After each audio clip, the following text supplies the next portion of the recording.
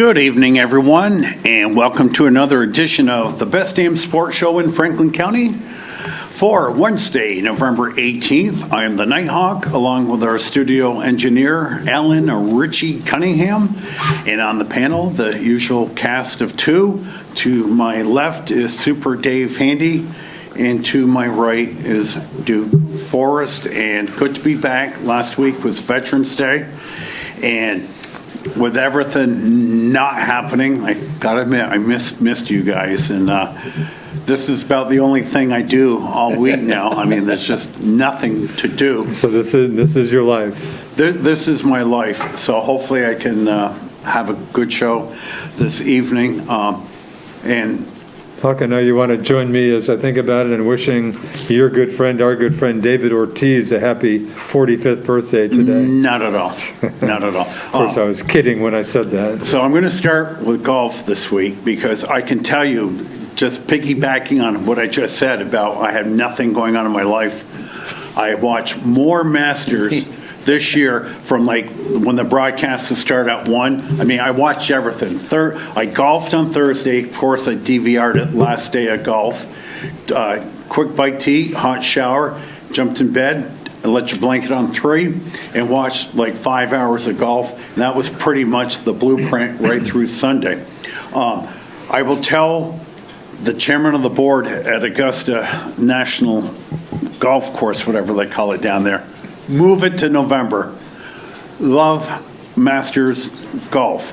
But I am going to start right now. I assume you'd like to see fans come back again one of these years. Absolutely. Yeah. But I'm going to ask you guys a question, and you're probably going to throw your water at me. Okay. Being played in November, being a different golf course, I'm not suggesting you put an asterisk next to Dustin Johnson's score that he beat the all-time low score, not by 1 stroke, by 2 strokes. That's Jordan Spieth and Tiger Woods. And also, if that's not enough for you, explain this to me. Cameron Smith. Poor Cameron Smith. Unbelievable putter. He, for the first time, when did the Masters start, Duke? In the 30s? 1930s, first time. Yeah. All Okay. 4 rounds in the 60s. Right. First time in the history of the Masters, you had a guy shooting 4 sub-70 scores. Coincidence? I think not. And the poor guy loses by 5 strokes. Right. So, David, you go first. Am I an idiot? I mean, now I will keep my mouth shut. With all that being said, it did rain 3/4 of an inch early Thursday morning. That softened that up, softer than a baby's behind. I mean, it was not like hitting golf shots into the greens. That was the key. That was huge. They were shooting darts. It rained a ton before then. Yeah, it was wet. Okay. So and they couldn't, and it's not as hot, so it's hard to get the course to dry out. But I've got to add a couple of things. I spoke to Richard yesterday. This guy? And where'd you guys meet up? Oh, he called me up to let me know that we were going to have a show. Wanted to let him know we had a show. And I don't want to say anything. I don't want to brag because it's not like me. But for the Masters pool, Bob Burno puts together a pool, and we had 27 guys in it. And it's one of those internet things. You Venmo $20 to Bob, which I'm sure you and Richard do all the time. But it took me a while to get that figured out too. But anyway, you get to pick 6 guys, and so that you all don't take Dustin Johnson and John Rahm, you can only take one of the top 10, one of the top 20, one of the top 30, one of the top 40, and then 50 and down. Well, and then, of course, the guy who wins is the top 4 scores. So is it a point system? Point system on the guys under par. Well, guess who I picked? Well, your first tier, Dustin Johnson. All right. Second tier, Koepka. Brooks, what did he shoot? Around not a crazy. He was 10 under. 10 under? Wow. Third pick, Sungjae Im. That's impressive. Who I wouldn't have known him. He could have bit me in the rear end. I wouldn't have found him. I couldn't That's help what, that. 22, great young golfer. And then, of course, I had a couple of guys that washed out. I think Dustin, Jason Day, and somebody else. And then my last pick, out of the blue, he's ranked like 600 in the world now, is Willett. Dan Willett. Danny Willett. And he Former started out Masters first day, he was 7 under. So needless to say, I won the pool. And By a lot? yeah. And the only guy that was close to me on Sunday lost whatever he had when Tiger Woods got that 10 Yeah. Unreal. on 3. Have you been that somewhat par 3. braggadocious this Oh, week? I may have mentioned something about how scientific I was. Dave just happened to mention that to me on the Okay. phone. But I mean, if you'd have picked in that tournament, you couldn't go wrong with Rahm, Johnson, or Thomas. Those guys have been good, and they were certainly top 10. I don't think the scores were too out of line, because by Sunday they get the course back to where they liked it. Right, but that's only 25% of play, David. But if you look at it, you only had one guy at 20 under. The next guys were at 15.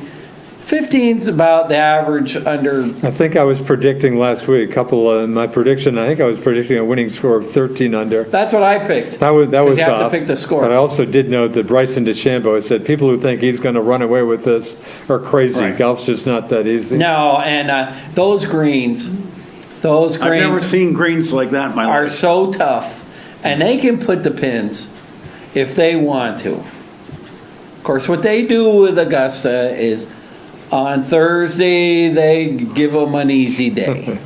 Then Friday gets tougher, Saturday gets tougher, and then Sunday they make them pretty easy so that you can have the fireworks, the eagles on the 13 the and par 15. fives. And Augusta's the best golf. I did the same thing. I watched it all. I mean, I even watched it on my computer early in the morning, like when they were starting at 7 o'clock. You could pick groups and watch it on your computer. Nighthawk, I would mention though, TV ratings, which I assume you That was took a note question of, I are had. way down. You were quick on the NBA playoffs, very quick to blame all the Black Lives Matter controversy. And the Can I Marxism. assume you're not going to be blaming that on the Masters ratings I being so have down? no clue. I forgot. Thank you for But I bringing that think up. it's the point. The ratings have been down, so I think maybe you went overboard on the Black Lives Matter stuff. Ratings have been way down on all this stuff. All right. That was a factor in the Masters. I agree. But nothing has come even close to a 70% decrease in ratings. Well, I think the Masters, of in NBA. fact, had the lowest ratings since '57. Okay. Basically, the lowest ratings Okay. ever. Okay. Really? Really. Right. I meant to check that and I forgot to do it. Had So the ratings terrible were ratings. lower. Okay. Well, it is it a wrong time of year for golf? You don't want the Masters. You don't want to move the Masters in November. No. Well, for me personally, I have a lot more free time in November than I do April. Don't do it. The Masters is the rebirth singular of event. spring. It's a signaling I agree of with you. summer. Right. And when you've been cooped up all winter and ice and snow and everything, and then all of a sudden the Masters comes around. Plus, it's not the same without the fans. Oh, yeah, for right. sure. We, all the sports, I mean, we've gotten by, they've entertained us, they've put stuff on TV, but it's not the same. The energy, can you imagine the energy? And to think about it, Bernard Longer. What about Wow, Bernard? thank you. Bernard Longer scored better than DeChambeau. That's unreal. Right, the oldest golfer ever to make the cut. And, At 63, 2 months and a few days. He was saying that on the par fours, he was having to hit driver 3-wood. And Johnson is hitting driver Wedges. wedge. Yes. And he still wasn't that far off. Yeah, What a good golfer. Yeah, what a great golfer. Yeah. But one thing, and I'll ask you guys too, I mean, I probably could go all night on this, but they were saying, and I don't know if it was Nick Faldo, the science of golf today, where we all learn kind of the brush. You know, Leonard Parent told me before, years ago, that your golf swing should be like holding a bucket of water. Just bring it back and that's the way and that's kind of a brush technique. But Nick Faldo said they're learning to play, you snap into the ball And again, They're, I was never good in science, but we're seeing an evolution of the game.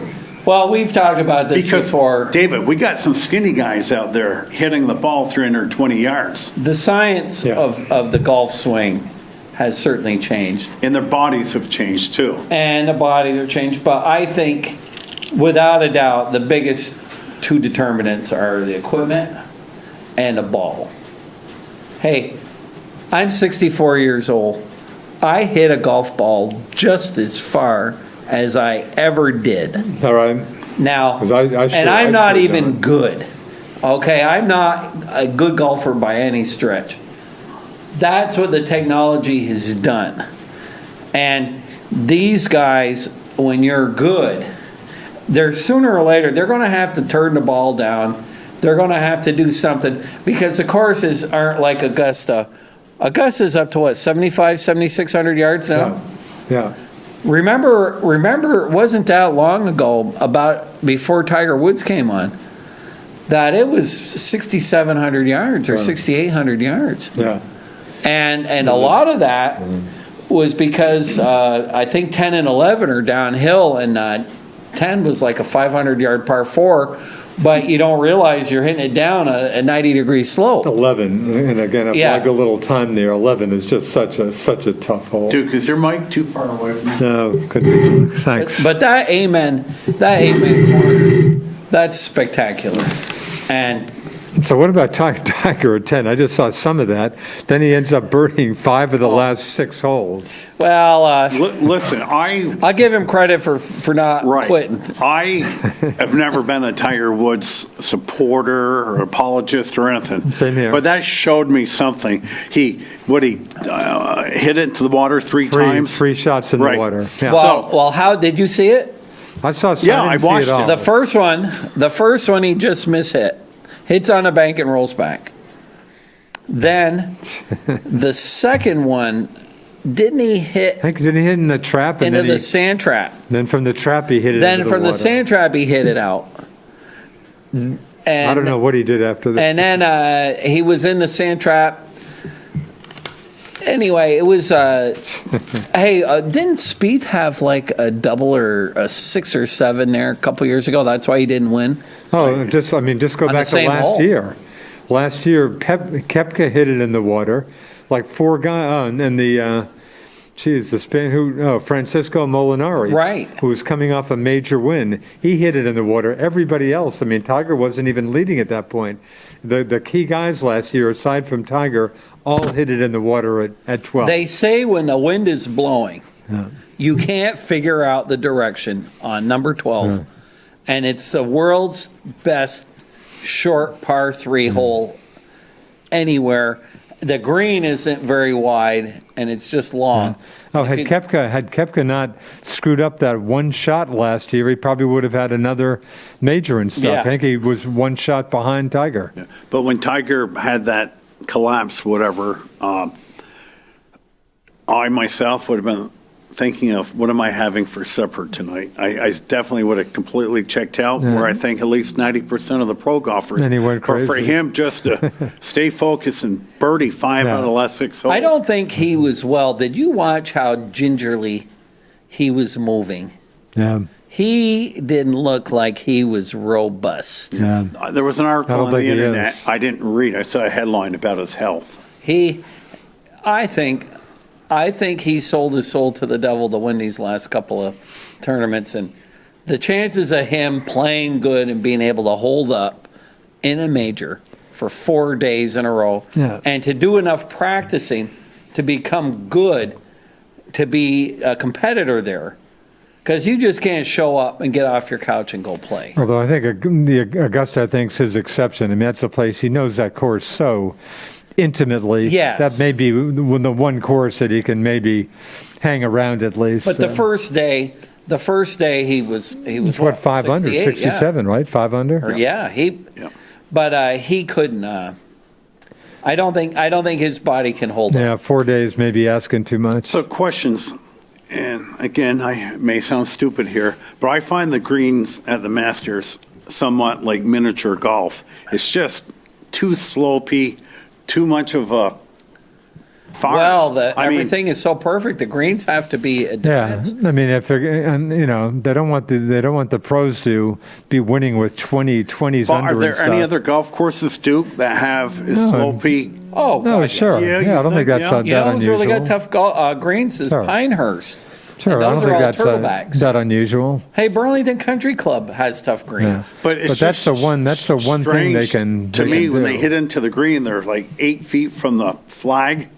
Then it just comes right off You the know what green. we don't appreciate is that those greens and sand traps and things have all been tinkered with, sometimes from year to year, and completely redone. But when you look at it, it looks like nothing ever happened. Like 18, I guess they added a whole top shelf to it and widened it out, made the sand trap bigger. And when you look at it, it looks just like it did 50 years ago. They're able to make it look like nothing's happened, but they've changed that course a lot. And of course, TV doesn't pick up elevation. No, right. I've walked every hole in that course. I mean, it's just much hillier than TV Yeah, gives you the and impression that's of. the thing. You're right, Duke, is you get lost on Yeah. that. I brought this up a couple weeks ago, just kind of reinforce. When I saw Tim Bowen a few weeks ago at the country club, and of course, Tim is a volunteer at the Masters. Of course, no fans, very few volunteers. But when I asked him about the dues, yearly dues, he told me there were no dues. But They're when very somebody low. calls you and asks for money, you just get your checkbook out. Is that a truism? I obviously can't tell you that, but I'm sure you don't know, spend and they really big didn't buckos say to much get in that book. But I think isn't it like $2,000 a year or some very modest? Yeah, but to get in the first, I suspect you pay some pretty good bucks to get when you become a member. I would assume. And David, do you I have don't to be know. invited? Oh, Okay. And absolutely. do you sit before the board? Do they question you if well, you're worthy? I think question. these real high-end courses have a membership committee, and they vet prospective members to Augusta better than Joe Biden vetted Kamala Harris for vice president.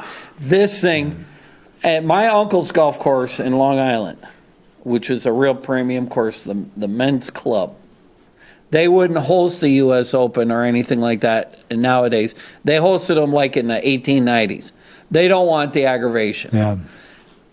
If you wanted to join that club, you can't. You have to be invited, and then you have to play golf with all 13 members on the membership committee. Well, And then, if one of them gives you a black ball, you don't get in. is that right? Just one? One. So those old clubs are very, very exclusive. Now, Duke, was the first woman to be a member there, was that Condoleezza Rice? I'm not sure she was the first. I think one of the first. and Yeah, I think so. I don't think she was. Yeah, I'm not sure, but one I of the think first. what probably. they've been better too about using their position of prominence to push youth golf, to and they push have that. They have minorities. the women's amateur there. Women's amateur now. Yeah, no, they have gotten a lot better. They've been a lot better about that Yeah. because before they were strictly a Sure, I mean, men's the enclave. now ladies, were there, 10, 15 years ago, boycotting them and stuff. Yeah, were you there back in 2001? Were they boycotting No, when you were nothing- there? nothing I saw. 01? Okay. But they've tried, and of course they're going to have Lee Elder hit a Right. ceremonial shot Yeah. with Nicholas. Oh yeah, no, they've gotten a lot better about that. They're working at it. I think he was the first black golfer. To play there. 1975, I think. Yeah. Yep. So, But no, Hawk, if you're looking for a membership there, I think you're going to need a member to take the initiative. The member that my uncle, when he played there, the member who got him in was the CEO of Time Life. Oh, is that right? And when they showed up, you fly into the airport, and then you've got your locker has your name on it, Mr. Berardino, right? They put it right on. okay, good evening, Leonard. You're the first guy up on the tee box tonight. Swing away. Well, I'm not going to get to it right off, but it looks like politics is on the table tonight on the Best Damn Sports Show. I'm glad to know that, and we'll get to that in a moment. And but what a difference 2 weeks made. We got a team that could make the playoffs, the New York Giants, who are ascending. I apologize for saying we're going to get rid of Dave Gettleman. I mean, all of a sudden he looks quite a bit better And with Leonard, some of his free agent acquisitions. And for that matter, what about Daniel Jones? You certainly weren't giving Daniel any good words a couple of weeks ago. I'm sorry, Richard. You're still not buying Daniel Jones? I mean, I heard you last time I was on the show bailing on the Pats, so I'm not going to listen to that. We're both. What's that got to do with anything? When they're not going well, we crap on them. Leonard. So, I mean, I'm not going to listen to that. Leonard, they fired the offensive line coach this afternoon. The Giants? The Giants. Really, I missed that. Yeah. What was that all about? It's this morning. Of course, they're on I read the Post this morning. They're right at this morning. Mark Colombo, the offensive lineman who was the O-line coach for the Cowboys last year, that came north along with Jason Garrett, who became our offensive coordinator. Well, the offensive line, even though they're performing better, they're still not a great line. And Dave Gettleman brought in old friend who actually coached the Giants offensive line from 04 to 08 under Tom Coughlin's regime. Dave DiGuglielmo.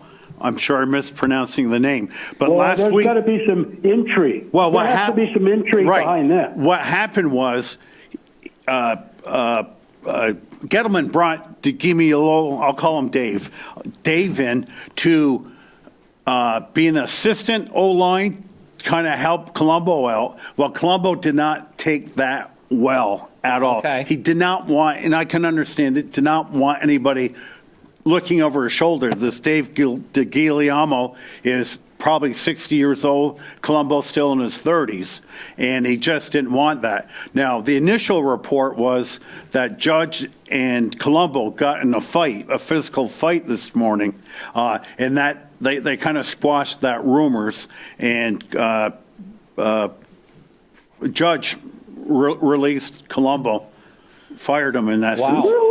Yeah. Well, I read the Post around 10 o'clock.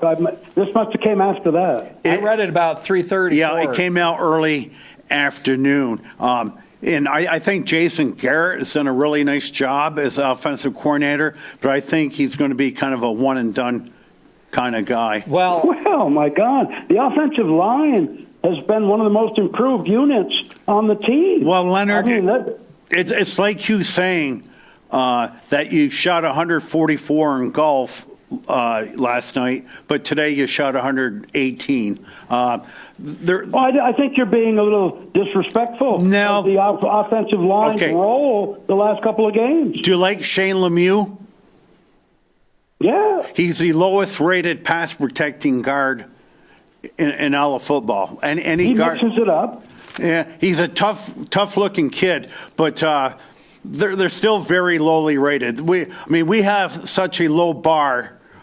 Yes, they are improved, and that's wins means nothing to me this year. I need to see improvement, and they even next year. Whoa! You just said wins mean nothing to you. You want to see improvement. I need to see. This sounds like a Donald Trump strategy. Well, all I can tell you is that offensive line has to improve a lot next year to even think that you're a playoff-bound team. Well, they are a playoff-bound team. Well, this year they can go 6 and Potentially. 6 and 10 this year will probably get you in the playoffs. Well, that's the playoff. Well, they really should be about. Absolutely. They should be 7-3 instead of 3-7. Yeah, absolutely. Yeah, you're right. Absolutely. Now that they're figuring it out. Yeah. Now I expect them to get 2 more victories along the way. They got a tough schedule the rest of the way. Depending on how this offensive line thing plays out, because they have made great strides in the last 2-3 games. I don't think anyone can deny that. Yeah. No, that they have. I can't deny that. It's look it up. It's in the stats. Their running game has been very effective. I mean, you got to give the offensive line some credit. And why would the why would the head coach get in a fight with the offensive line coach? Maybe he's fooling around with his wife, Leonard. You never know. There is some talk that Jason Garrett wasn't really Judge's pick for offensive coordinator, that the Maras brought him in, being a former Giant player, very close to the Mara family. He needed a job. I think he's done a pretty good job. I think he's done a hell of a job. I do too. But Garrett may be a head coach next season. Who knows? Well, he very well could be. But I can't follow the intrigue here. This is kind of like the czars in Russia. Yeah.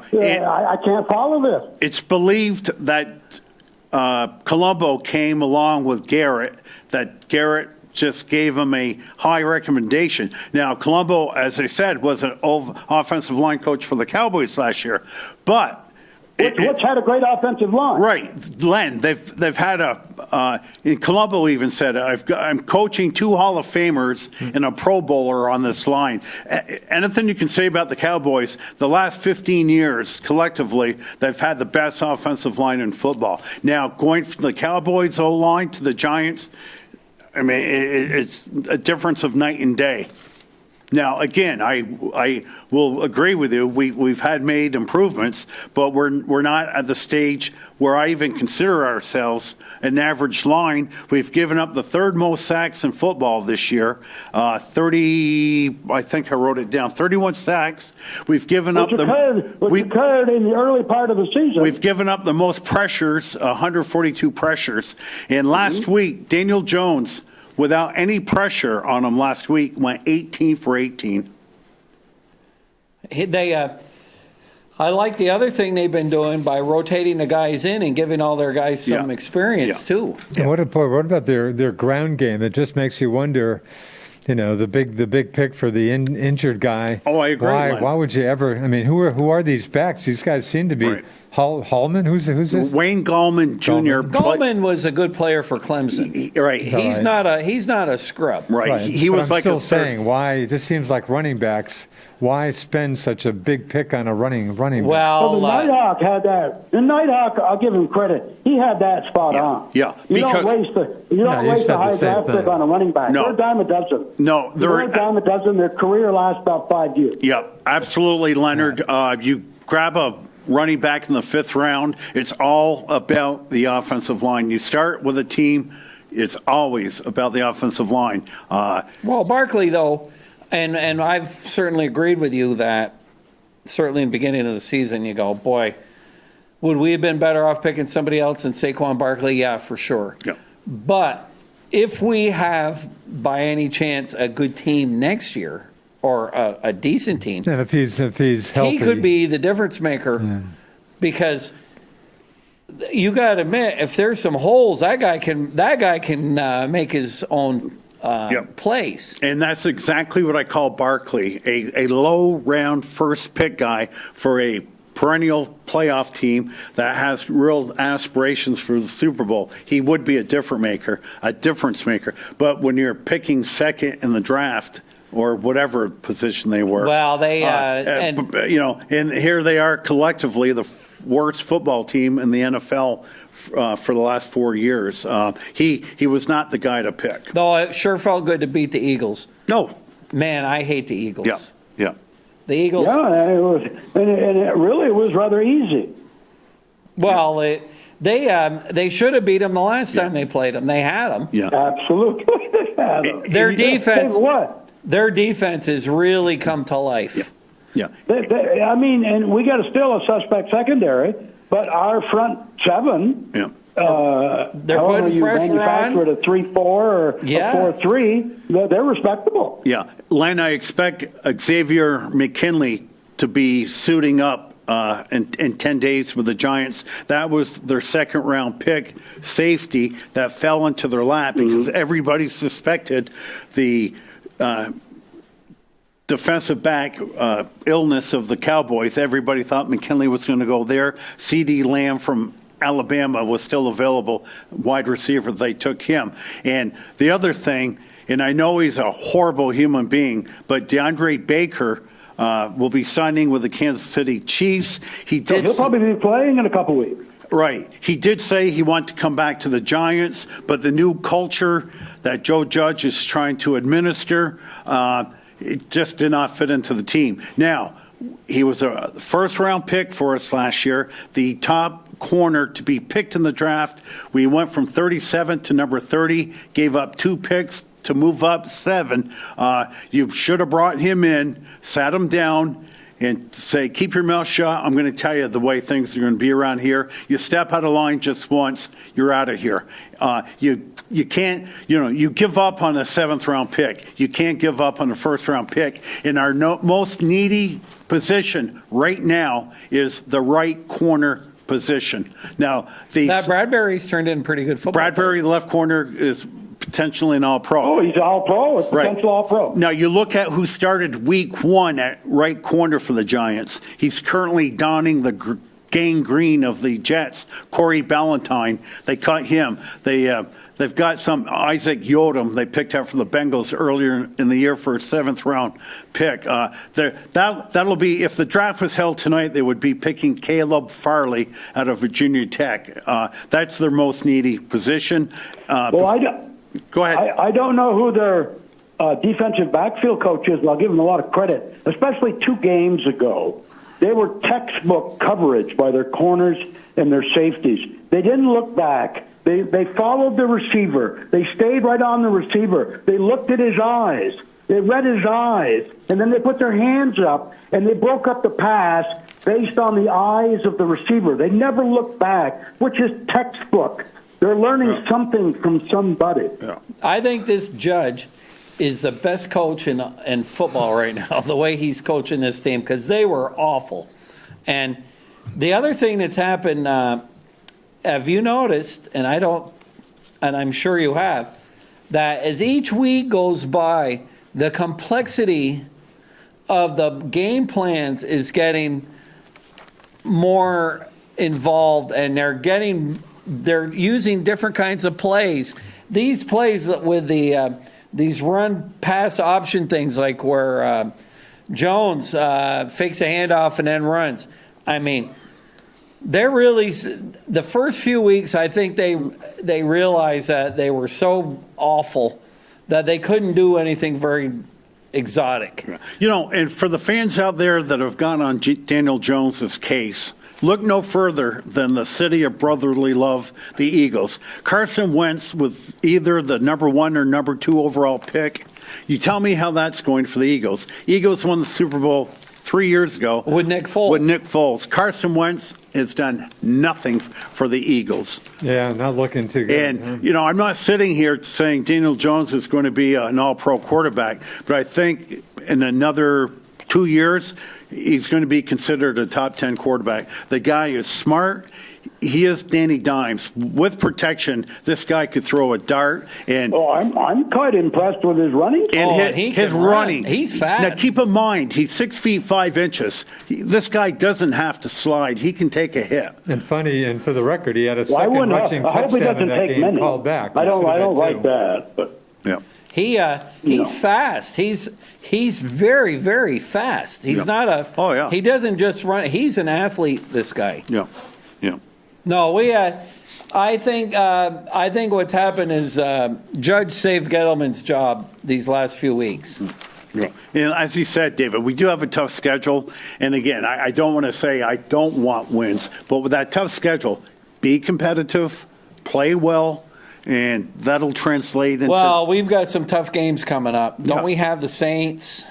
Second toughest schedule of the teams remaining in the NFC East. But I'll tell you what, we've played good teams tough. Yep.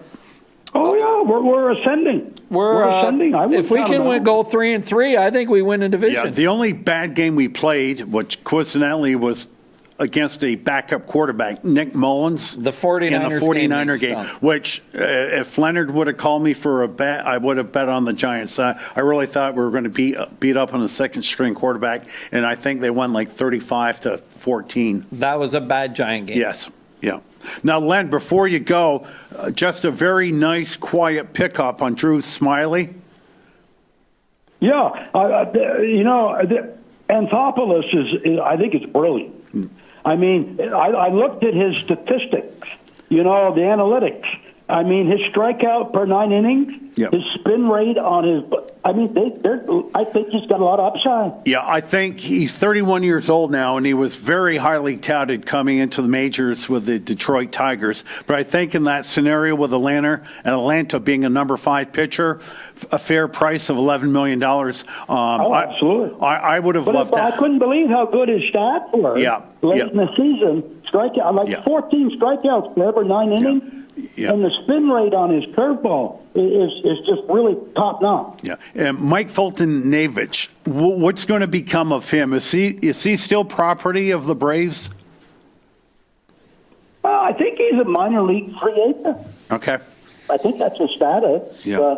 I don't think the Braves have any interest in him. Yeah. Did you see? I think he's always been a super hyper kind of guy, a head case. I don't know if he suffers from anxiety or what, but I mean, the guy has had great stuff, but he lost his great stuff. Yeah. He lost 6-7 miles an hour off his fastball. Yeah. You see, Robinson He said it was due to losing weight, but I don't buy that. Yeah. So, Leonard, I don't buy that. Robinson Cano got a whole year off for steroids again. Yeah, Robbie. Is that right? And I hadn't heard that. Yeah, I just heard that. That happened late in the day, too. yeah, he will lose $24 million. Wow. No salary, and that counts against his contract. Wow. He was hit when he was playing with Seattle in 2018. So, I mean, it's one thing to get fined $1 million to lose the whole season at $24 million. Wow. I don't think he'll don a Mets uniform again, though, because Steve Cohen, net worth of $14.5 billion, will pay the remainder of $48 million and say, don't let the door hit you in the butt. 24 mil. Yeah. 24 million. Yeah. So, okay. Well, anyway, I mean, I heard Kamala Harris's name mentioned when I first logged on to my internet, so I don't know where you were headed. It was a passing remark. But I want to take note. That only one of 3 are wearing a mask, and I applaud you, Richard, for doing that. No, it's and Leonard, you mentioned politics. Got nothing. My darling mother, Frida, who died in 1981, taught me long ago not to kick people who are down. So with that, I will bid you good night. Bonsoir, Leonard. Thanks for calling, Leonard. See ya. See ya. All right. I'm going to finish up. I have a lot of questions for you guys. Now, I'll start. Okay, first, shame. Shame on you, Augusta National. Shame. Friday afternoon, Bryson DeChambeau hits his drive 15 to 20 feet off the fairway. Shame on you for not having volunteers out there to spot the ball. How in the world do you lose a golf ball 15 feet off the fairway? Yeah, that is on I Augusta. think the problem, the volunteers probably weren't at the 350 mark. Or Well, something. they know how far every guy hits. Yeah, that was That was a unfortunate for him. black eye, and of course, I guess somebody finally found it when yes, it was on the green. he jumped in the cart. They brought him back to the tee box, and Yeah, that stinks. that was all on Augusta. Of course, they don't play spring rules like we do up here. But what are you going to do? There should have been a volunteer there. I realized Tim Bowen. Bowen's We needed Tim. We needed Tim Right. there. Well, the fans would have been there. It would have hit a fan. Absolutely. Nobody Sure. would have had any. Yeah, Sure. but that was Blackmore. Okay, now the David Duval. You know, some people believe when you die you're reincarnated. I know Duval's still alive, but I think he actually did die, and he's in the body of Jordan Spieth. This guy is a nobody now. This guy is a jag, just another guy. He's still. Was he doing nothing on Golf Channel? Because I saw him for years on Golf Channel. He finished. David Duval's still around, Right. but Jordan Spieth finished around 50th. A jab, just another player. He's nothing anymore. It's too bad he's lost it. Well, He's nothing. But he's done young nothing. enough, he can He's turn done it nothing around. for 3 years now. I'm not going to tell you he won't come back, but it has been a strange rise and fall for Jordan. You know what happened to him? He Did he change it? Did he mess with his changed swing? his swing to get more power, Jeez. and he's all screwed up. He's This is a guy who almost won 4 Yep. calendar year majors. Yeah. he's just another body now. He and of course he's not putting as well as he was. I'm sure, because if you're not playing good, you don't putt well. I don't want to say anything, but the last 4 days I played, my highest score was 82. Wow. Is that right? Best I played some all good year. golf. My low was Are you 78. talking one of those days, or a couple of those days, temps were in the 70s? All 4 were. Yeah. Well, I'm sad I Saturday, didn't Sunday, play Monday, with you Tuesday. on that Tuesday. What a great stretch of weather. That was like having a vacation without leaving. And I'll be honest with you, I didn't golf well because I was complaining I was too hot. It was like 73 degrees. It was gorgeous. Now, last Thursday I played, and it was around 48 degrees. It was That's more normal. okay. for I the time played of better in cold weather. David, I bogeyed 9 consecutive holes. I love the consistency.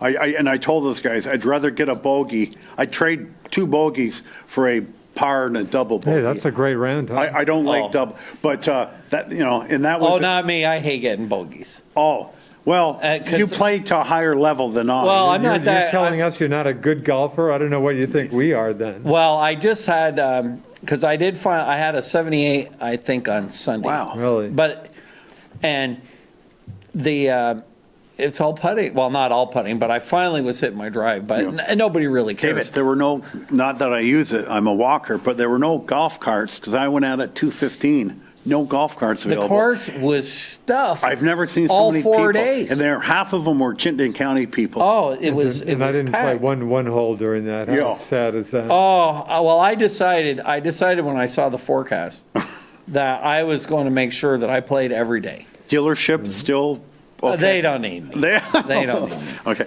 So my next question, you mentioned the 22-year-old Korean golfer, Im. Does he have any teeth? This guy never smiled once. He was like a machine out there. I didn't even know who this guy was. I think he's 22. I know. He's this guy 22. well. I wouldn't Pretty have good. known him. I wouldn't have known. I a wouldn't know picture if of he him. came up and kissed I me. knew nothing. I just got so lucky when I picked him. Yeah. So I'm watching. That's an unreal pick because I know him. He's been He's been a pretty playing good. some He's very a good golf. stick. Yeah, he's all right. Needless to say, very unemotional, but he didn't let a bad shot, and there were just a few of those get to him. This guy was solid. Well, you know what he could do? He could chip. He made some super up and downs. And you know who else is a really good stick? And this is no surprise. Is that Cameron Smith.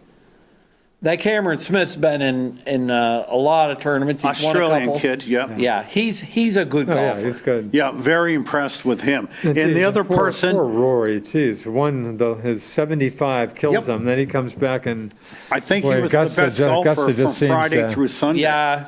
I'll tell you what, though. Johnson knew. You know, the thing is, number one, it's hard to go low 2 days in a row. You know almost for sure if a guy goes 65, yeah, the next day he's shooting 70. yeah. It never fails. Paul Casey did that. Paul had a great early round and this even par the next round. The thing is, though, with Johnson on Sunday, he knew that if he just shoots 68, 69, 70, these other guys have to shoot 65 to beat him. Although early on, I got close. I love DJ. He's too good a golfer to have won just one major. I wanted him to win, but I was still kind of up for a little suspense. And after 5 holes, his lead's down to one shot. Down to one shot. Then he got it going. Once he got going, because he's got all the facets of his game. Yeah. Yeah. Now, David, I don't know if you watched after, but his lovely girlfriend, Paulina. Does she Is it like the girlfriend or camera wife? or what? Aren't they married now? They're not never. married? 2 kids, not married. Did she spray paint those stretch pants on? There was nothing left to the imagination. We've made mention somewhere that she loves being on camera. Yeah, and Can't imagine why, David, given her upbringing. she was the only one in Augusta, Georgia, not wearing a mask. Oh, and you should have Oh, is seen that the right? tank top she had on Saturday. Saturday she had a tank Well, I top think she was on. getting ready to kiss her husband, fiance, whatever he calls DJ. So, anyway, He, DJ's I great. feel What a good for great him. guy. He deserves it. He's he's the number one player in the world. Look what he's done. His last 6 tourneys, a tie for 6 maybe at the Open or PGA, another one FedEx. I mean, he's had an unreal run. He's 23, 24 victories now. How many majors does he have? 2. That was his second. That's why I really wanted that. He's got 25 regular tournaments. But again, just he could have had. He was so close at the crazy course in Oregon there, missing the 2 Yeah, foot and putt there. then there was one the sand trap that looked like a piece of dirt. Right. He could have won. He could be up to like 4 or 5 easily. Yeah. But you know what? It But I'm may glad he just got his be second. he may be like Phil Mickelson, and now that he's won, because he set his mind to winning the Tour Championship in Atlanta, and he crushed that. Yeah. I think he was planning for Augusta all along.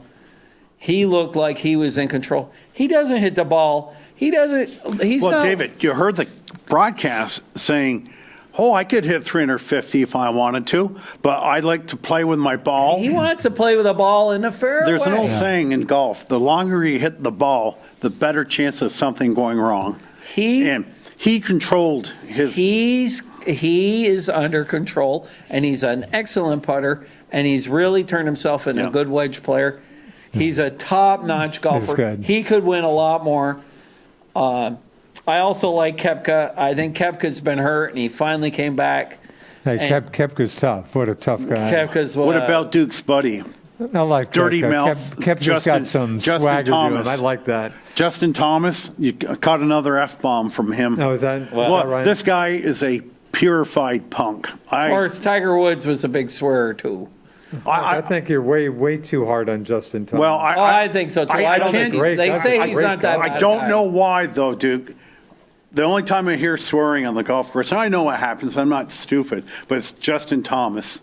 You know, I always the cameras company than you think. They catch him on the run. Not that I'm excusing that, but I have decent feelings for JT. He always has that sour He's a great look, golfer. Like he's got a stick shoved up. But he's another Yes, tough golfer. Yeah, he's great. He's very good too. Yeah. But and Rahm, Rahm is going to come through one of these days. Yeah. That guy is good too. So the golf is in great shape. The story I love about Rahm, obviously a great golfer in Spain. Arizona State gives him a golf scholarship. He couldn't speak one word of English when he showed up in Arizona. Now look at his, that's pretty impressive to me. I think he got a handle on that pretty quickly.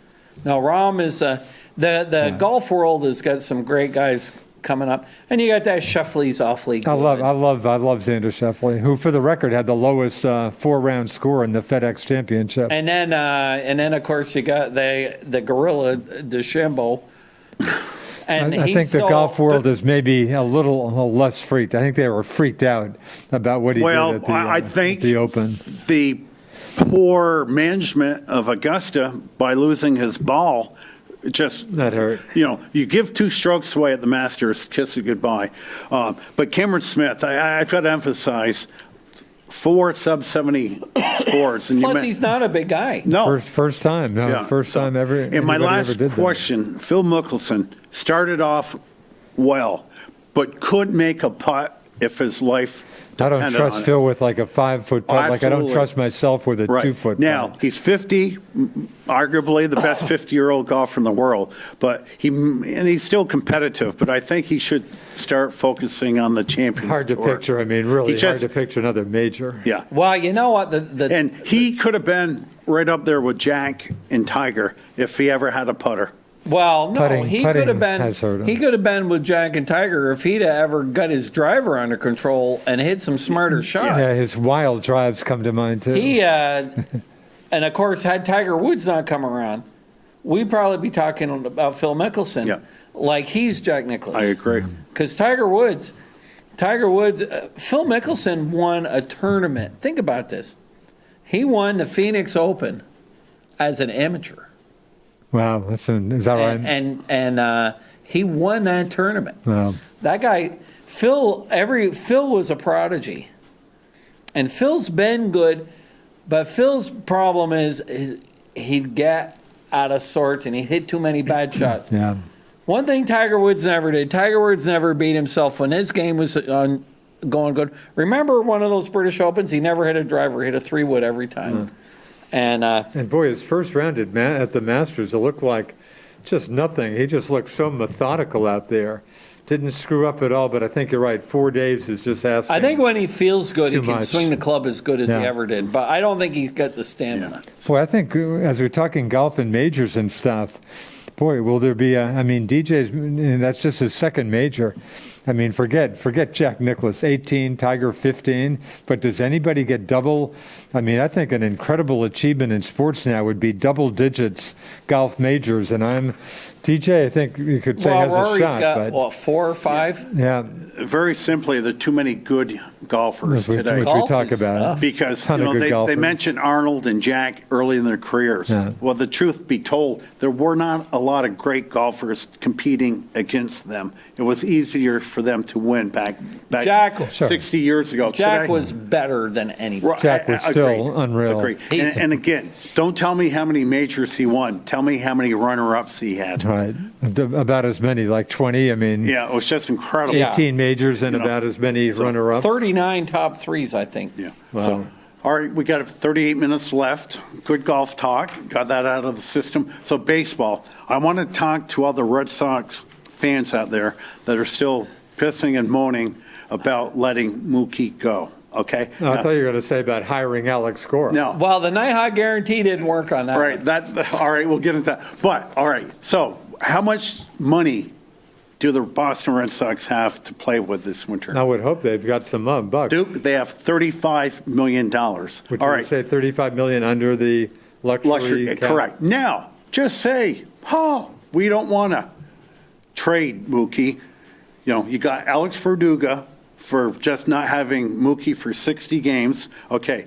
You have a pitching staff that needs a lot of work. Okay. If you would have signed Mookie, nothing. You had no money to spend. Now you got Verduga, who's a much better than average ball player. Looks good. Couple prospects, maybe one of them will pan out. So I think the Red Sox, and I said when they made the trade, it was a good move. And I think. But you're right. They'll be hung. They'll be hung, as you suggest, Hawk. They'll be hung forever. I still hear that anytime I'm hearing, how could the Red Sox do that? Give me a break. Yeah. They had to do that. Yeah. And you know And what? again, and for the record, you get the sense, Alex Cora, Mookie doesn't say, I don't think gets into it much, but it's easy to get the feeling that, he had an okay time in Boston, but looked like he was pretty clearly ready to move on and stuff. Yeah. I think he could have taken a $300 million deal. Yeah, Red Sox. The Red Sox offered him plenty of money. And you know what? That was his right. Sure, absolutely. You play those 6 years or 7 years so that you can Looks be a like free things agent. seem to be working out pretty well. And if he for him. wanted to go to L.A., because Mookie's not a bad guy. Mookie's a good player. Yeah. Yeah. Oh, yeah. But there's no way he's going to be worth $360 million.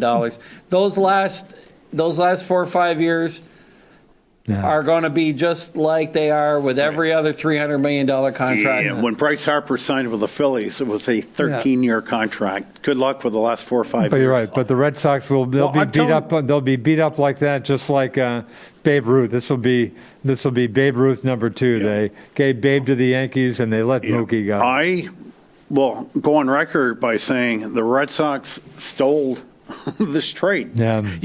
The Dodgers got Mookie, but they also have to pay him $350 million. This Verduga might not be an all-star, but he's that close. Looks like you a know decent how I player. feel? It's better to keep him under that all-star label, where I think Benintendi, who's got something to prove this year. I'm not going to beat up on anybody for this past season. But if you just keep them under that all-star, because if they're an all-star, they're worth about $10 million more a year.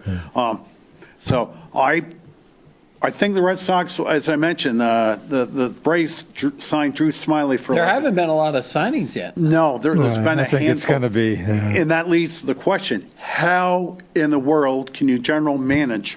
I mean, here we are November 18th. We still do not know if the designated hitter is in play. Well, speaking of general managers, Theo Epstein. Theo, is 9 years gone. out with the Cubs. I assume he walked. It was his choice. His choice, obviously. The interesting. Cubs are Jed Hoyer is now the right. Yeah. And the word on the street is that the Phillies want Theo in the worst Oh, is way that right? to be their president. Whether they have a backdoor deal with him where the Phillies would compensate with something, or they'll just say, we'll wait for you, Theo, for one What did season. Theo have to say? I didn't see any comments He from him. said that it's the Cubs in a rebuild, and they thought it would be a better position for Hoyer to take over Yeah. to start the rebuild right now. And the thing said he needed a break, and he had other stuff he wanted to do. He's only Theo 46. sounds, right, young I know, it guy. seems like he's been there forever. Sounds like Theo's done pretty well for Yeah. himself. And getting back quickly to Alex Cora, I was wrong. Okay. I gave a Nighthawk guarantee, and I told Duke right in his face, Duke, you're crazy. I think didn't I question that right away? Right away. Well, you knew you were in hot water when they flew to Puerto Rico. Yes. And not to mention when they have 5 finalists, 4 nobodies. No offense to these guys, they made the Phillies guy sounds like a great baseball guy. And the other thing- but when it's Cora and 4 nobodies, guess who they're Yeah. going to hire? And the other thing they said, they think they had Cora in the back pocket all along. You notice when they announced the hiring the day after the election? Right. Where, nobody even noticed Cora. And of course, Will Venable was one of the finalists for the managerial position. He ends up being a bench coach. And Venable was a great number 4 outfielder, had a 250 lifetime average, but Those guys usually make better coaches absolutely. than studs. He's 36 years old, so you have a good bench The coach. only good manager, there's just a couple that I can think of. The only really good manager I know that was a really good player was Joe Torre. Yep. And was Pete Rose a good manager? He did manage the Reds, but not long enough to. But the thing about Joe Torre, as great as a player as he was, he's one of those few just great guy, next door neighbor kind of guy where you like to have a beer. And of course, he had a rough start managing because he was with Atlanta Oh. and then the Mets. And when the Yankees hired him, the press in New York was all over him. Oh, Joe Torre might have had the worst winning percentage of the history of baseball, and he probably managed for about 8 years up to that point. Yeah. In fact, I didn't think he would ever get another Same job. as Francona, kind of. Because Francona was a pretty good player. With the Phillies. He went with the Phillies. Of course, we saw him in Montreal a few Yep. times. Yep. Yeah. Yeah. But most of the time, your best managers are guys that were Backup catchers are Yeah, the best. Just utility players and stuff, Yeah. spending a And lot speaking of time on the because bench. Cora wasn't a great player. He was a good, decent player. Yeah. Yep. Gary Sanchez, catcher, New York Yankees, who I had in Cooperstown 2 years ago, catcher with 400 home runs. Now, I read on the New York Post, we got to get rid of Sanchez. Dave, you're a Yankee. Where's Sanchez going to be playing? Boy, I have Will no it not idea. be with the Yankees? It's there's so much stuff up in the air. I can't give you a Nighthawk guarantee Okay. on any of that, except that everything's in play. There's been talk that they might trade Voit. I saw it. He had a good year, didn't he? He had the best God, he year had of a any. ton of homes, right? He had 58 RBIs in 56 games or something. The Yankees need more than a tweak. I think they need a real good adjustment. They're too right-handed. They need better balance. They need better starting pitching. Good luck with that. I mean, everybody Of says course, that. right. I mean, right. Every And other they team need, could say that. Yeah. They need better defense. But they've got so many up in the airs. You take like Stanton. Stanton was a monster once he finally came back. But how many games do you get him? Exactly. Who knows? I've been reading everything I can. I've read nothing. The talk is they'll re-sign Tanaka. They really like LeMahieu, but I think there's a lot of teams out there that'll be on LeMahieu. But who knows what the numbers are going to be with this season? Maybe with another season with no fans, only God Do knows. we know what do we know about the next baseball season? Anything? Is it at this point planning on a March spring training? Do we know anything? Well, according to my friends from Pfizer, they plan to have 50 million vaccines ready by the spring. So, But baseball's not, they're not really saying, Manfred's not saying much about next season right now? no, he isn't. I mean, just everything changes week to week. I'll tell you about UVM winter sports. Boy, they just got Hockey bumped went from right. next, what's the date today? 18? 18, They were November supposed to play 18. 2 nights against Connecticut. Wow. So last week, they moved their start from November 20th to December 26th. Wow. Basketball was around the 18th of November to December 19th. So about 6 o'clock, I just clicked on their site. Wow. Their winter sports as of right now, has been suspended. Oh, is that? Nothing's. is that- I believe somebody came down with COVID. That's news just today? Yeah, and I'm talking to my buddy, my So we're Nor- talking basketball and hockey, everything? Yes, sir. Wow. My friend who I go to Norwich games with, like NESCAP, which is small Ivy League, is basically what NESCAP is. NESCAP. NESCAP. They announced a month ago they're not playing. Like Ivy League canceled all Ivy theirs. League canceled. Yeah. Plattsburgh State Division III. So And UVM, so they just, everything's suspended now? Yeah. Wow. So I'm telling them Norwich's conference, they're meeting either tomorrow or Friday. I suspect, and some of the teams in that conference already on their own said we're not playing this year. Wow. I don't, at this point, as much as I love sports, shut it down. I mean, just shut it. Now, NFL have had over 60 COVIDs in the last week and a half. Giants, Graham Gano, Our kicker. all-pro No, kicker. is that right? Who Two said, more what, 20 players straight today. field goals? Casey Kreiter. Now, just think maybe if they had lunch together.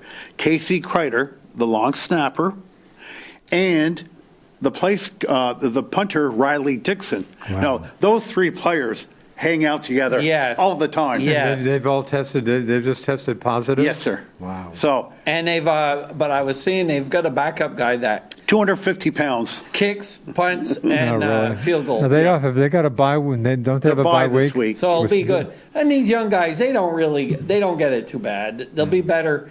Most of the guys will be all better in a few days. Speaking of Trevor Lawrence is practicing, Trevor Lawrence will play, boy, this used to be a huge ACC game, Clemson and Florida State. Florida State, they're not good anymore. No, boy, they've had a tough stretch here. Of course, their coach, who's not my favorite guy, went to Texas A&M a few years ago. Oh, there you go. What's his name? Not my favorite guy. Of course, especially with the Jameis Winston stuff. I'd love how we would. Yeah. Duke, I cover got to for tell you Jameis. something. You look good. Get back on Duke, Richie. Get rid of the Hey, Duke. Lucky people can see just a very There. small amount of my face. Doesn't Duke look good in that outfit? Yeah. It looks good. What's So- it? Jumbo Fisher, right? Jim, thank you, Jimbo Fisher. Or Jimbo. Jimbo. I wore my A&M hat. They're number 5 in the country now. Oh yeah, no, he's got a good team. But so Lawrence will be playing this weekend. So- Boy, a big game. Just so I'm not an Indiana guy. Talk about a football program that's been, down for decades. Has it ever been up? Indiana's got a very good team. Really? Big Big Ten game. Indiana and Ohio State. Wow. This weekend. The college Anyway. football, they somehow have been managing get Somehow. Yeah, somehow. somehow. And let me tell you something. When I was in Texas, those folks, you aren't canceling.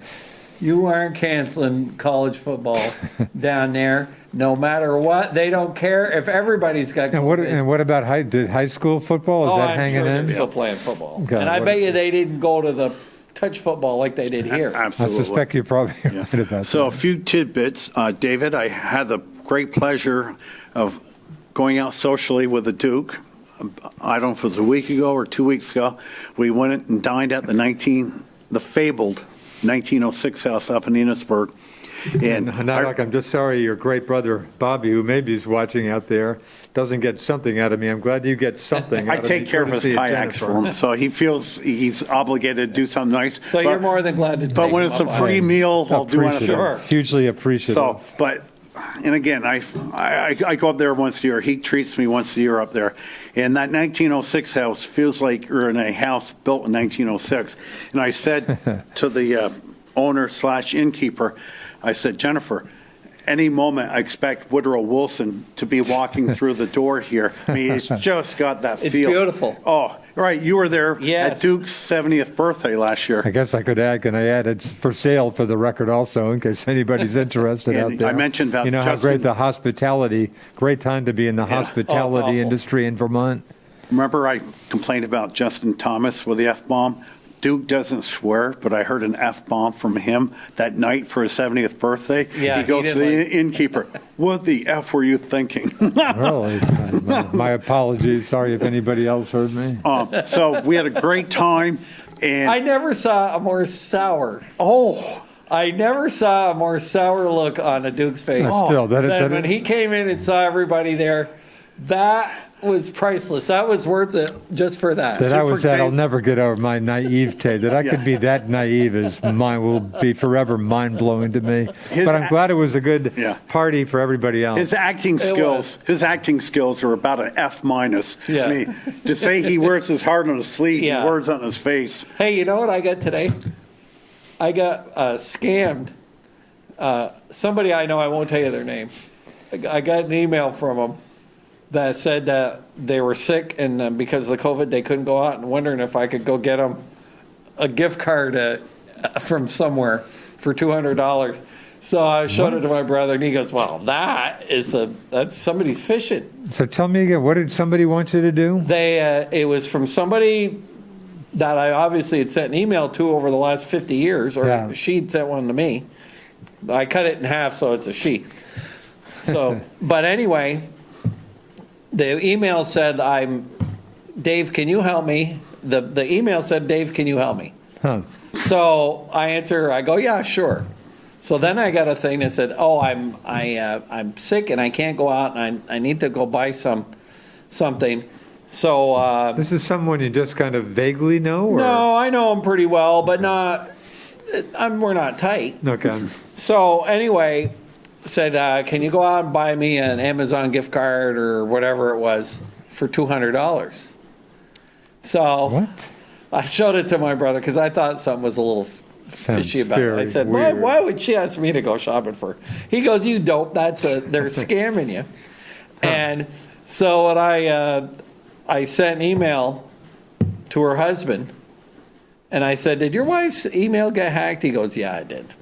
So I answered back on that email, and I deleted them all. I said, yeah, instead of $250, why don't I go buy you something for $1,000? Wow. I still get the Social Security scams are the ones that especially, I still get those once a month. It blows my mind. Those people are that hard to track down? It seems like it shouldn't be that hard to track down. Who knows?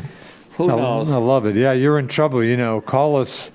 Call us within a day, or you're going to start losing. I mean, give me a break. Or like when you get some from the IRS doesn't send you an email. Right, the IRS is going to call you up and They're going to send you a letter. IRS does not email, period. No.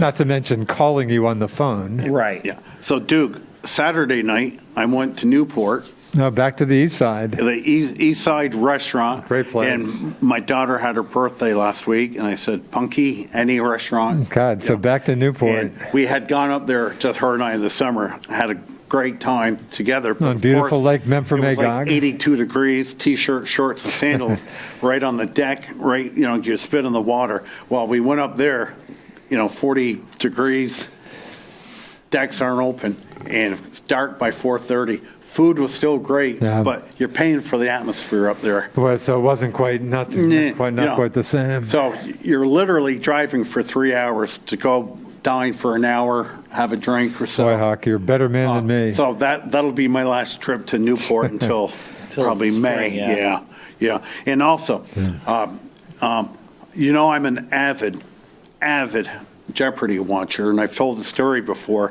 First time I'm in bed with my wife while we were dating, and of course I'm really good in bed. I grabbed the remote, turned it on, and I DVR the Jeopardy, and that's when we played our first game ever, and they would say like the capital of Maine, and she would say Augusta, and I would go, what is Augusta? And I looked at her and said, Donna, start of a new relationship. I'm just going to be upfront with you. If you want to play Jeopardy with me, you have to obey by the rules Get it right. and put it in a correct question form. Now, of course, we know Alex Trebek died a couple weeks ago, and he filmed 6 weeks ahead. And of course, I'm still watching it. But I'll right? watch it. 6 weeks ahead? Yeah, I'll watch it. His last telecast will be on Christmas Day. Oh, really? So, as I said, I DVR it and watch it around midnight, and it's so eerie to have Alex talking to me, knowing he's not with us anymore, and the respect I have for this guy. What a trooper. He recorded his last show. Generally, they would do 1 day a week, 5 shows all at once. Make sure you bring 5 suits, David. Really? And he was not feeling well. They had to break it 3 days on one day, 2 shows on the next. And within 10 days, he was dead. He loved Jeopardy so much, and he was such a nice guy. And he was a next-door neighbor kind of guy. I'm getting parched. He did all his home repairs. I saw a video of him. He's from Canada. Sudbury, Ontario, Yeah, just Canadian. north of Toronto. Yep. Just a regular guy. I'm surprised he actually lasted as long as he did, because my dad had that pancreatic cancer. Oh, really? And the normal it's 3 to 6 months. Yep. And my dad had 4 months. Yep. And that's usually, and there's nothing they can do. It's the most lethal form of cancer. You're right. And I know back. nothing about medicine other than you can't catch pancreatic cancer. When they catch it, it's all right through you. Because And when it goes to your pancreas, it came from somewhere else. Right. If you ever got it, David, and said, Nighthawk, I'm going to fight this, I'm going to say to you, Dave, don't bother. You're going to be dead in 3 to 4 months. Wow. Now, with all due respect to your dad, I'm sure Alex has got a little bit better medical care than what your father. Well, with my dad, we decided not to do anything because why? Yeah. But with Alex, I think maybe you can do some stuff, but the chemo is so tough. And if it's not going to make that much difference, I mean, if they could say, well, we got a 50% chance that we can get rid of it, well, then you go ahead and try it. His autobiography came out this summer, which I purchased, or my stepdaughter got for me. But that was a good book. Boy, so good luck to his successor. Good luck following it. Las Vegas has Ken Jennings as the number 1 pick. Now, he doesn't have that much personality, though, does not really. And who's, Now, sorry, I mean Jeopardy. I never watched Jeopardy. He's the guy that set the record on Jeopardy. He won like 73 shows in a row. Oh, is that right? And the guy from ABC News, Stephanopoulos, God, he's been on record saying he wouldn't mind the gig. Are you kidding me? He's going to go from hard news to Jeopardy? Trust me, Duke. There are a lot more people that watch Jeopardy than watch the news. That's still blow. Of course, he does the morning. Does he still do the morning show? And Alex Trebek's net worth is $75 million. Wow. And not Sounds bad. like probably an easier gig. Yeah, for working 1 day a week. There's nobody really doing the hard news anyway, but we won't. Right, exactly. They're Hawk, all pretty soft. Hawk, I wanted to note, you mentioned my face, which people fortunately can't see much of. I'm wearing your beautiful new, my Duke hoodie here for the first time, and very nice. Again, please, you spent an amazing half your life savings on a couple of beautiful Duke jerseys. I love them, but no more. Please never spend another cent. In fact, but hey, I love it. I was going through my hoodies tonight, and I probably own over 20 sport hoodies. Really? It's kind of like my heroin. And I said to myself, and I said, I have that. It's like I can't. Sometimes I buy them, put them on the rack, and forget. Did they finally figure out when they're going to start basketball again? Is it going to be Christmas Day or again? A good segue. December 22nd.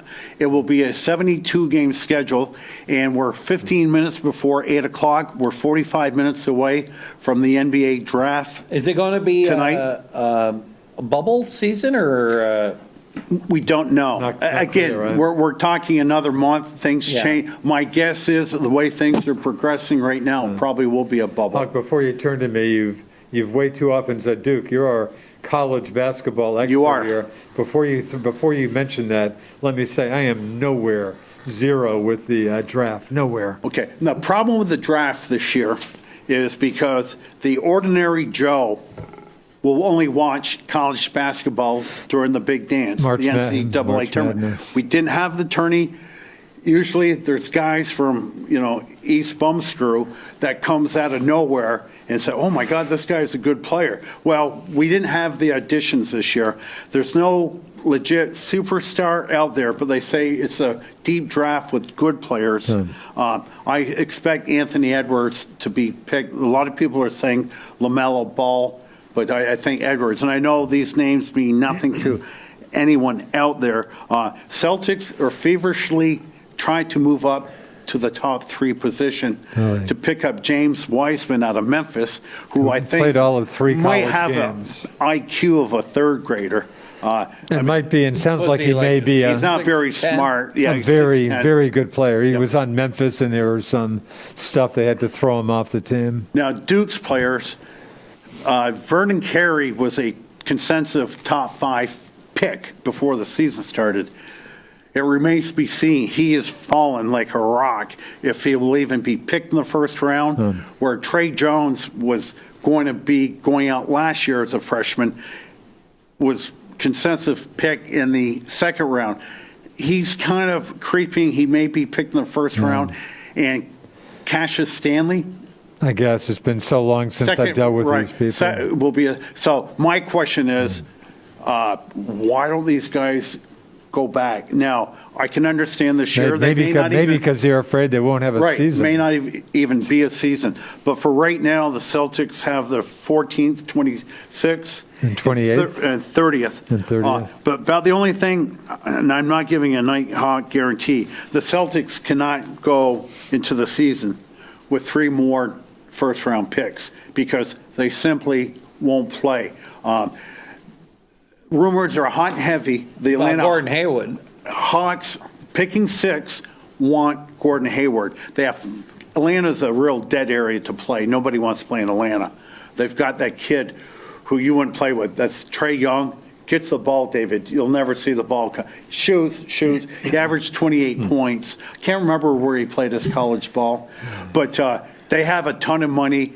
Gordon Hayward's got, $34 million? Arizona maybe, but I'm not sure. $34 million last year in his contract. He's looking for an extension. Nobody expected Tatum and Brown to be that good with the Celts. Kemba Walker could be traded tonight to the Chicago Bulls. Really? Al Horford from the Sixers, I'm talking too much tonight, got traded late this afternoon to the OKC Thunder. Wasn't Herford with the Celtics? Yeah. Oh, sure. For Many Danny years. Green, who they just picked up for Dennis Schroeder from the Lakers. But and I already told my wife, I said, when we get home, I said, we'll watch Tucker Carlson and then we'll watch Dexter. Do you remember the show Dexter came out in 2006? Well, we just started watching that show. So we're really quick to jump on a new show 14 So years. there's talk about a Kemba. I thought Kemba was one of the key guys here, no? Well, a lot of people are down on. He kind of cost him. Not a great Not right playoff. going into the finals. He was horrible. Now, I did read that the NCAA is going to have like a bubble for their tournament, and they may have all tournament games Indiana. in Indiana. I heard that last night. Yeah. So Yeah, I'm hearing that too. how do you do? How many games are there? There's 64 and 32. Well, they got plenty of courts here. It's not just the main court. But Oh, trust me, they'll put UVM on the side court.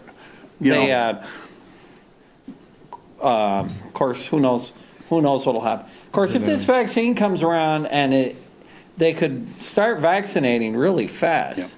There's hundreds. There's going to be hundreds of millions of doses out pretty soon. As old as I am, I'm probably, I would guess, near the top of the list. Yeah, maybe. all joking aside. Healthcare workers probably first. Right. Sure. Duke is 70 But now. then real old people like me. Yeah, well, we're close. Dinosaurs need to get it first. Yeah. So hockey, January 1st, nothing in granite or marble yet. A 60-game schedule because Commissioner Gary Bettman saw what happened to the ratings this summer, and he admitted nobody wants to be sitting inside 80, 85 degrees Yeah. watching hockey. They would go down to a 60-game schedule good for them. and hopefully get done early July. That's their plan of What action. they should do. Now, David, we can't go into Canada. We mentioned it a couple weeks Yeah. ago. The 7 Canadian teams Would be in their own division. right, might be an all-Canadian division. Basketball, the Raptors, we talked about that, playing maybe in Buffalo, Louisville, who knows? So, Interesting. Boy, hard to say anything for exactly, sure. dude. I'd Well, like who could have, it's really all blown up all over. And whether you were locked down, whether you were loose, it's the same Yeah, all over yeah. now. What difference does it make? Yeah. So, and a name I'll bring up, and I didn't see this until this afternoon. You guys are going to know this, and David, you're going to say, oh my God. He passed away Sunday, November 8th, I'm talking our man Tommy? at the age of 97, Not Tommy. Howie Meeker. Howie Oh, wow. Meeker was 97. I did hear a little reference to how, what a Yeah, I'd great heard guy. he died. And of course, Tommy Heinsohn Right, died which- too. I love Tommy. Tommy's death almost brings tears to my eyes. I love Yeah, Tommy. I love Tommy too. I'm not a crier. Nighthawks, I'm for not a sure. crier, but I had it for Clem, and I knew he wasn't well. Yeah. And even Mike Gorman said he wasn't on his best the last 2 years on the Oh, yeah, telecast. Huck, you've had concern about and Tommy I for said on the years. show 100 of times that basketball may not be my favorite sport, but my most favorite sport to sit down and watch is Mike and Tommy, because they're doing the game, to me, a great announcer. They're announcing to themselves. I'm just there to, Yeah. pick up on things. I think of all the tragedies that this COVID has caused, I think the worst thing is the fact that you can't have services, that you can't have wakes, that you can't have tributes, you can't get together and of course a lot of these folks are dying all alone too. That's the worst part of it. And probably almost related, just people who have serious conditions who haven't been able to, or, not exactly encouraged to have their regular appointments and stuff. I mean, that's probably been a yeah. huge So, factor. David, if I had COVID right now, was in the hospital and just started to falter quickly, are you telling me my lovely wife couldn't give me a hug and a little peck on the forehead and I'm not say, even sure she can get in the hospital. Boy, they've really cut down. They've Yeah. restricted visitation big time. My daughter is, I've got my oldest daughter is pregnant along with my daughter-in-law. All right. And she wasn't sure if her husband was going to be able to go in with her, but Really? I guess he is. Wow. because I know the last words my wife would say to me. She would say, Rick, you're a nice guy, but you were a bit challenging over the years. Say that about a lot of people, but myself we had a good included. time. But no, that to me is the worst thing. Because, I just had one of my best friends from high school, George Jameson, died. No way. Yeah. And George is my age, 64. Now, my recollection, George was about as wide. Healthy Right. as they come. And this is where I don't. Outdoors, Right. bicycler. So a medical Right, he had a brother, situation? Tommy Jameson, And a yes. year younger than me. Yeah. Yeah. Dave, a medical issue? I called up Robert Krupp, and Robert was tighter with George because over the last few years I hadn't seen him Class as of much. 74. And Robert said that George had gone into the hospital and wasn't feeling well and had some intestinal thing. Huh. And a couple hours later, he was dead. Really? Wow. So probably aneurysm or something. Only God knows. Aorta blows up. You don't know. I still remember my oldest brother, Bart, remember Digital? Yeah. 30, 40, about 35 years ago. He was working down there. A friend of his from work wasn't feeling well. He went to a medical center in Burlington and said, you need to go down to Boston pronto. He goes down to Boston. They check him out, and they say to him, Dave, bad news for you. You probably have 3 to 4 days to live. You need to get home right now, tie up loose ends. And within a week, he was gone. What do you have Wow. wrong with him? I don't know what it was, but that's how immediate death can be to people. Boy, Well, Howie we're, Meeker. hey, you got to enjoy every day. And Yeah. hey, I've had a great run. I'm not complaining. Yeah. Tommy Heinsohn, too. Again, Jeez. bled green, And I never met a person that enjoyed his job more. 3-time Hall of Famer as a player, retired at age 30, knee problems, which today were probably nothing, Yeah. but retired at age 30, then won 2 championships in Yeah, the that's early right. 70s with the Celtics. I think it was 74, 76. Hall of Famer as a coach. Then he became a broadcasting Hall of Famer. I mean, what a life. And what a homer. Oh, yeah. There never was a call that ever went Following in the the wrong footsteps way. of the likes of Johnny Moats. Right. Screaming at refs during the game. They Yes. go by and he's screaming. Heinsohn did some network stuff for a while. He did CBS. And he always had people on his case about being a Celtic. Yeah. Yeah. That had a great column. Bob Ryan had a great column, as you might guess, which I pulled out, which I didn't bring, but called him the ultimate Celtic. And I think he said there's maybe nobody professional like somebody like Heinsohn who had such a long association with one team in his various capacities. But I love that. I was just about crying about Heinsohn. Yeah, no, he, Yeah. those were great. Of course, the league only had 6 teams back then. Yep. But what an era.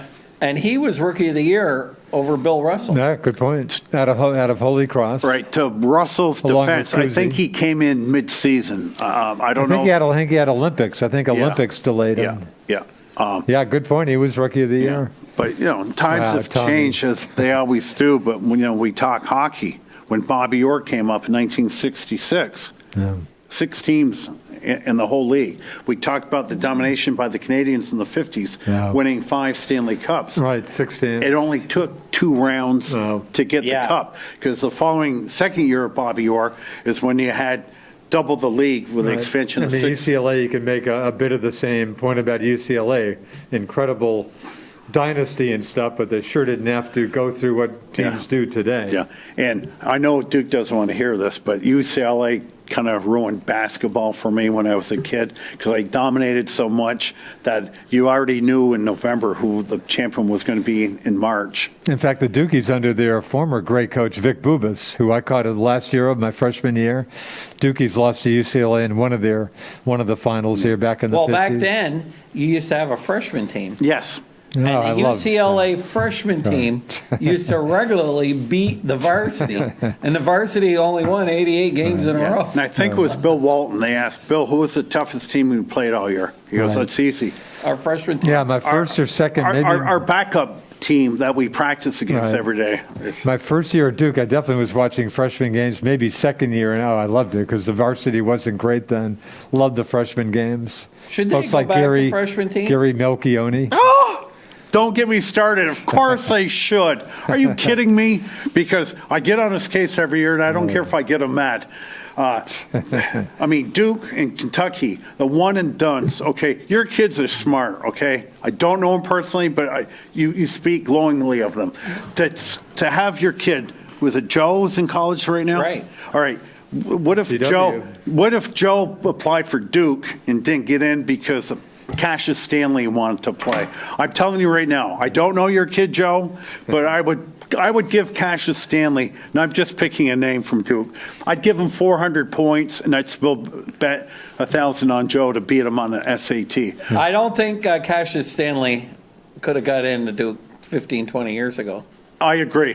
I think they actually used to try to get students. Now, But now they don't care. hopefully it's the start of a trend. He's not any better. He's not any better than Rick Pitino. Do you see Rick Pitino starting again at Iona? Yes. Is that Yeah. right? Rick Pitino's Now, resurfaced? a player Iona. the Celtics could pick at their first pick at 14 is R.J. Hampton.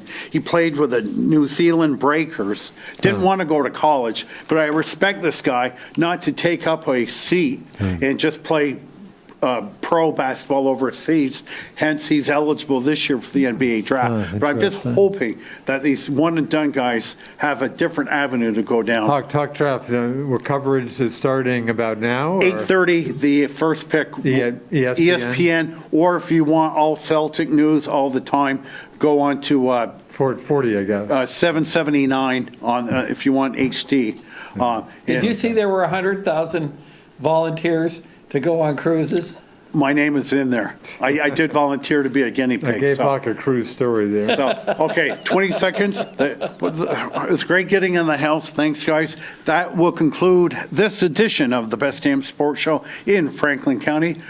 For Richie Cunningham, our engineer, Super Dave, the Duke, I'm the Nighthawk. Till next week, everyone, remember, you do not have to be a great athlete to be a good sport.